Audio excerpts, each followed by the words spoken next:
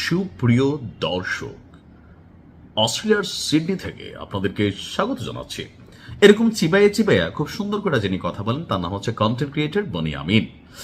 আমার সাথে বনিয়ামিনের একটা পার্সোনাল দ্বন্দ্ব আছে। দ্বন্দ্বটা কেমন ছিল?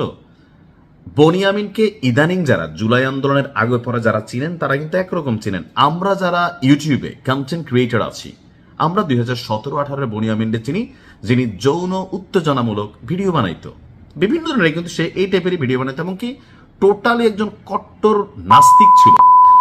যখন সে নাস্তিক ছিল তখন তারে নিয়ে রুস্টিং ভিডিও করা ক্যারেক্টারদের মধ্যে আমি একজন। এখন সে দিনের পথে ফিরে আসছে, আলহামদুলিল্লাহ। তবে যে একটা মাইর খেয়েছে দিনের পথে ফিরে আইসা, বনিয়ামিন প্রথম দিকে অনেক বিতর্কিত ভিডিও করতো, তো আস্তে আস্তে বলছে সোশ্যাল মিডিয়াতে গালাগালি ঠেলায় অনেকে তার চ্যানেল পেজ টেজও ডিস্টারবেন্স হয়েছিল। পরবর্তী সময় সে তার ট্র্যাক চেঞ্জ করছে, কিন্তু প্রচন্ড লেভেলের মিথ্যাবাদী। কেন বললাম? আমারে নিয়ে বনিয়ামিন তার একটা ভিডিওর মধ্যে সে বলছে আমি নাকি আফগানিস্তানের কোন সংগঠনের সাথে, লস্করি কি জানি তৈয়বা নাকি, ওই গ্রুপের সাথে নাকি আমার যোগাযোগ আছে, আমি নাকি সাউথ কোরিয়াতে হুন্ডি ব্যবসা করি।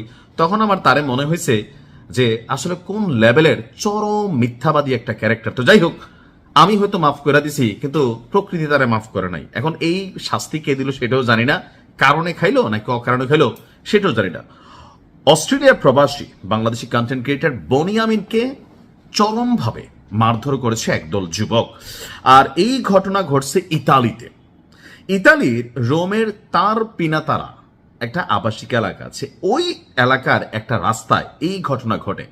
সম্প্রতি অস্ট্রেলিয়া থেকে ইতালিতে গিয়েছিল বনিয়ামিন। ভাইরাল হওয়া যে ভিডিওটা আমরা দেখছি, বনিয়ামিনকে এক ব্যক্তি জড়িয়ে ধরে রেখেছেন, আক্রমণাত্মক আচরণ করছেন।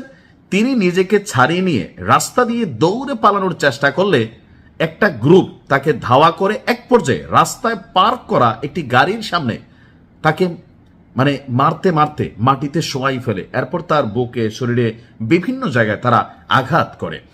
তো এখানে যে ভাষাগুলো শোনা গেছে, কিছুটা বাংলা ভাষা শোনা গেছে।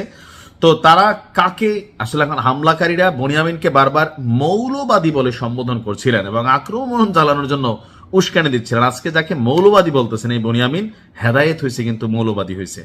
আগে কিন্তু সে কট্টর নাস্তিক ছিল। আপনি তার অতীতের ভিডিও যদি যারা দেখেন ভালো করে জানেন। ঘটনাটি ঘটছে ইতালির রোমে, জানা গেলেও এখন কেন আসলে তাকে কেলালো? এটা কি ছাত্রলীগ, এটা কি যুবলীগ, আওয়ামী লীগ? কারণ এই মুহূর্তে বনিয়ামিনের একটা শত্রু সেকশনের ভিতরে আছে, আবার অনেকে আছে তারা ধর্মীয় ভাবে একটু ধর্মীয় মনস্তাত্ত্বিক জগতের মানুষ, তারা কিন্তু বনিয়ামিনকে পুরান ক্যারেক্টার থেকে চিনে। অনেকে তখন বনিয়ামিনকে নিয়ে কিন্তু অনেক ধরনের ভিডিও বানাইতো, বিশেষ করে ইসলামিক যারা আমাদের এই লাইনে আছে তারা অনেকেই কিন্তু তাকে নিয়ে সমালোচনা করতো, অনেকে তাকে জিহাদি ঘোষণা করে দিয়েছিল তার বিরুদ্ধে। তো ওইটাই নাকি আসলে আমি জানি না। তবে এই মুহূর্তে এর আগেও সম্ভবত লন্ডন বা কোথাও গিয়া বনিয়ামিন কিন্তু আবার সেখানে এরকম একটা রোশানলে পড়ছিল। ওই যে লন্ডনের যে কি বিখ্যাত ব্রিজ আছে, আমি ব্রিজটার নাম ভুলে গেছি, তো সেই ব্রিজের উপরও তাকে কিন্তু সেখানে মারার চেষ্টা করা হয়েছিল। তা আমার মনে হয় বনিয়ামিনের এই মুহূর্তে উচিত হচ্ছে যে একটু শান্ত থাকা, বা ঘন ঘন বিদেশের বিভিন্ন দেশে যে একটু যাওয়ার আগে হয়তো একটু তথ্য উপাত্ত নিয়ে যাওয়া ভালো। দেখেন বনিয়ামিন তখন, আমার কথাটা হচ্ছে কি, একটা লোক যখন খারাপ ছিল তার নিয়ে আমরা রুস্টিং ভিডিও করছি, এখন ভালো হয়েছে, ধর্মের লাইনে আসছে, এখন কারা মারলো আসলে?